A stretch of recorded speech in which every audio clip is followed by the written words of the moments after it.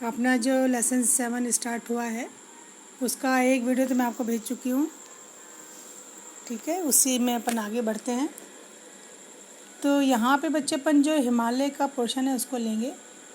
सबको पता है हिमालय कहाँ पर है। भारत के उत्तरी जो ऊपरी शीर्ष है वहाँ पर हिमालय पर्वत है।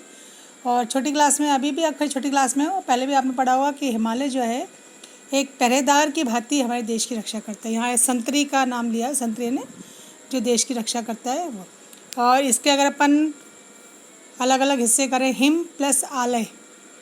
हिम का मतलब होता है बच्चे बर्फ़, और आलय का मतलब होता है घर। तो ये जो हिमालय है पर्वत पूरी एक श्रृंखला है।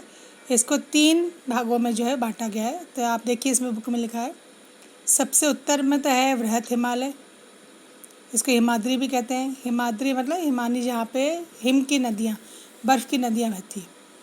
ठीक है, और यहीं पर जो है सबसे ऊंची चोटी जो है अपनी हिमालय की, माउंट एवरेस्ट, ये भी है। इसके अलावा कई अन्य चोटियाँ भी हैं यहाँ पर भारत की हिमालय में, जो सबसे ऊंचे शिखर कहलाते हैं। ये भी हिमाद्री के यहाँ पे स्थित है।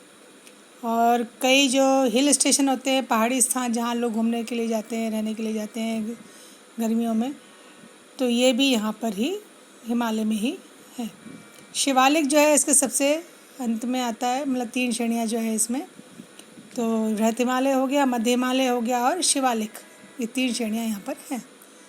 ये हिमालय का हिस्सा पूरा हो जाता है तो हिमालय के दक्षिण में, मतलब हिमालय के सबसे लास्ट में, जहाँ हिमालय का अंत आ रहा है नीचे, जहाँ से मतलब अपन कैसे एक तरह से अपन कह सकते हैं शुरुआत, जहाँ से चोटियाँ तो ऊपर होती है नॉर्थ में, तो जहाँ से शुरुआत हो रही है वो हो गया दक्षिण वाला हिस्सा। तो हिमालय के बाद में जो अपना स्थल रूप आता है वो आता है उत्तरी मैदान। ये मैदान कैसे होते हैं बच्चों? पहाड़ तो कैसे होते हैं? ऊंचे। और मैदान कैसे होते हैं? समतल।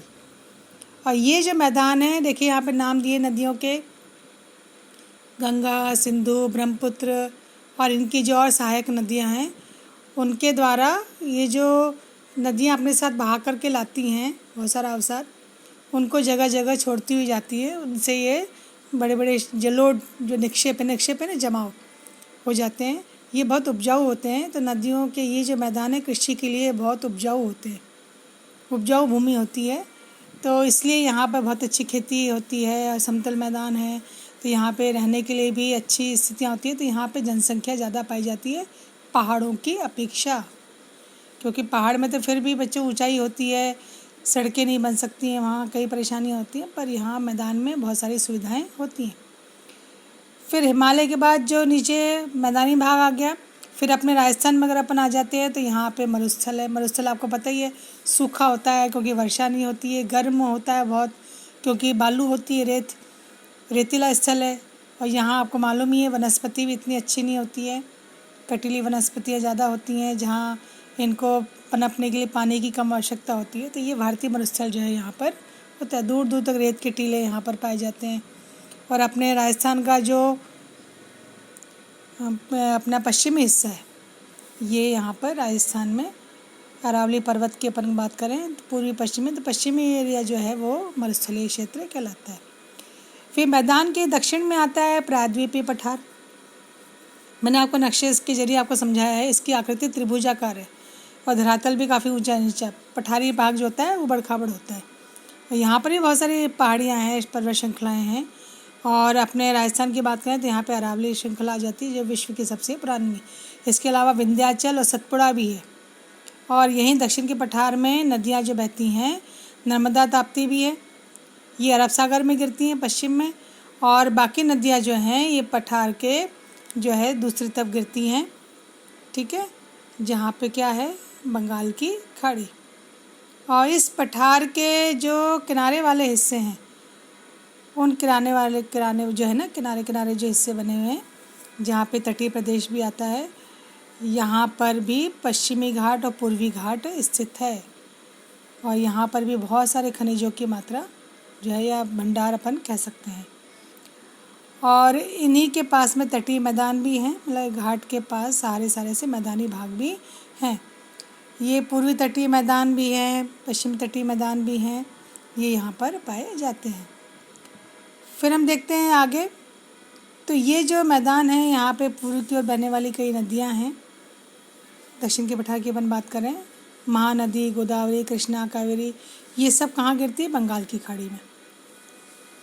मतलब हम बच्चों बात कर रहे हैं दक्षिण के पठार की। तो दक्षिण का पठार जो है, तो ये जो ज़मीन का हिस्सा है बच्चों, ये पश्चिम की तरफ तो थोड़ा ऊंचा है और पूर्व की तरफ नीचा है।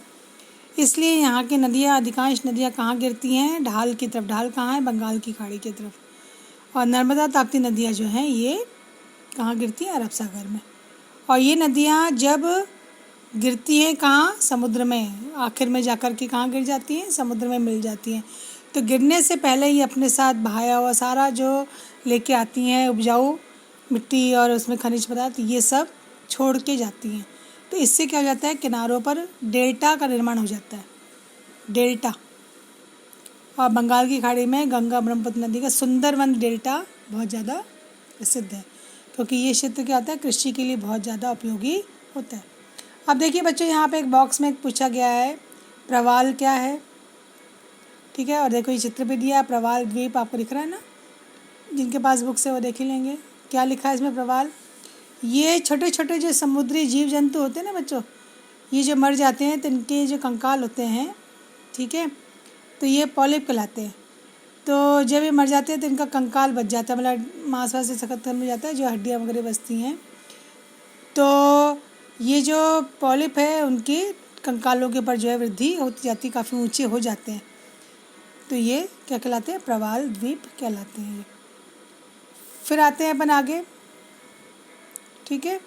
तो यहाँ पे अब अगला क्वेश्चन आता है बच्चों कि 2 द्वीप समूह भी हैं। मैं आपको आज कल के इसमें बता चुकी हूँ पूरे नक्शे के साथ। लक्षद्वीप समूह ये तो है अरब सागर में, केरल के तट के पास में, और अंडमान निकोबार जो है वो बंगाल की खाड़ी में स्थित है।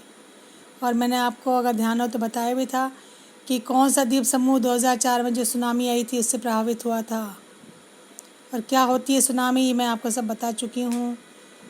और फिर किस तरीके से लोगों ने वहाँ पे जो रह रहे थे उन्होंने इसका सामना किया था। सुनामी क्या है? देखो इसमें दिया ना, विशाल सागरीय तरंग है जो समुद्र तल पे भूकंप के कारण उत्पन्न होती है। ये मैं आपको सब समझा चुकी हूँ, तो आप एक बार इसको बुक से भी समझ लेना। और यहाँ पे बच्चों देखिए क्वेश्चन आंसर वाला क्वेश्चन आ गया। भारत को कितने भौतिक विभागों में विभाजित किया है? उनके नाम लिखने हैं। भारत की स्थलीय सीमा 7 देशों से जुड़ी है, उनके नाम लिखने हैं। ये बात मैंने आपको बहुत बार समझाई। कौन सी नदियाँ जो अरब सागर में गिरती है? 2 प्रमुख नदियाँ, क्योंकि बाकी नदियाँ तो कहाँ गिर रही हैं? बंगाल की खाड़ी में। फिर अभी अपन ने बात की थी गंगा और ब्रह्मपुत्र के द्वारा बनाया गया डेल्टा कौन सा है, ठीक है, अभी मैं आपको समझा चुकी हूँ। फिर भारत में कितने राज्य, कितने केंद्र शासित प्रदेश हैं, ये भी आपको मिल जाएगा बुक में, कोशिश करिए आप लोग, ठीक है। और कौन से 2 राज्यों की राजधानी एक ही है? कुछ याद आया? नया राज्य बना है, किस राज्य से बना है? उन सब की राजधानी, दोनों की राजधानी एक ही है। फिर अभी हमने बात की थी उत्तरी मैदान में जनसंख्या ज़्यादा निवास करती है। मैदान में मैंने आपको समझाया था पहाड़ों की अपेक्षा मैदान में जनसंख्या ज़्यादा निवास करती है, क्यों, ये आपको बताना है। और लक्षद्वीप को प्रवाल द्वीप क्यों कहा जाता है? अभी अपन ने बॉक्स में बात की थी, बॉक्स में लिखा था ना प्रवाल द्वीप क्या है। फिर हिमालय के दक्षिणी भाग को क्या कहा जाता है? सबसे आखिरी भाग क्या है?